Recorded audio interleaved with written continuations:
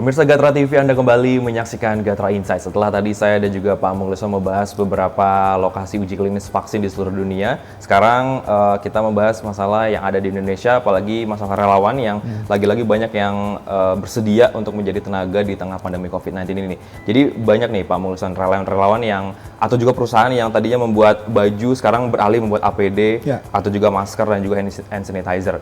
Ini apakah memang ini simbol atau juga gerakan yang bisa membuat masyarakat tuh kayak semacam gregetan atau gemas dengan langkah pemerintah Indonesia itu seperti sekarang ini?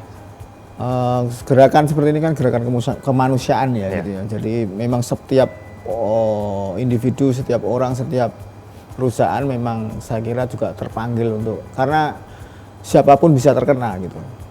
Direktur perusahaan yang punya perusahaan farmasi pun bisa kena. Jadi saya kira orang mencari memproduksi tadi alat-alat perlindungan itu juga sebenarnya untuk melindungi dirinya sendiri sebenarnya secara tidak langsung, saling membantu, saling menjaga gitu kan. Sebenarnya ini yang bisa dilihat dari apa yang terjadi sekarang ini. Nah kemudian ini juga sebenarnya strategi yang bagus dari pemerintah untuk melakukan mobilisasi ke masyarakat, ke aset-aset seperti perusahaan swasta yang memang bisa memproduksi garment misalnya atau pakaian, kemudian membuat masker, kain meskipun tidak untuk kesehatan gitu ya.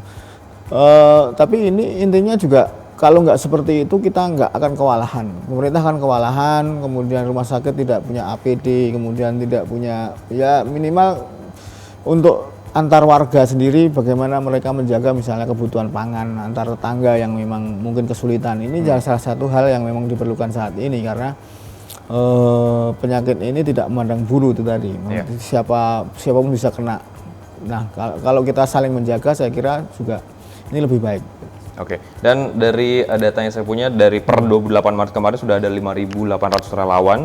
Lalu per 13 April diupdate lagi ada 17.670 relawan yang sudah bergabung di Jabar paling banyak 1.445 dan di DKI 1.384. Nah kira-kira lantas langkah apa nih Pak Mukhlis yang bisa diwaspadai atau juga diharapkan, karena kan yang kita tahu dokter ataupun teman-teman di rumah sakit itu bisa juga terpaparnya tinggi juga, nih apa yang harus dilakukan agar para relawan ini tidak menjadi korban lagi? Ya sepertinya memang harus ada kebijakan khusus untuk relawan, karena ada beberapa syarat yang memang harusnya dipenuhi ya. Kalau misalnya mereka terjun langsung kemudian berinteraksi dengan korban atau yang pasien yang sakit, misalnya syarat kesehatan, kemudian usia, saya kira juga seperti itu, kemudian riwayat kesehatan juga perlu jelas kalau misalnya mereka jadi sukarelawan.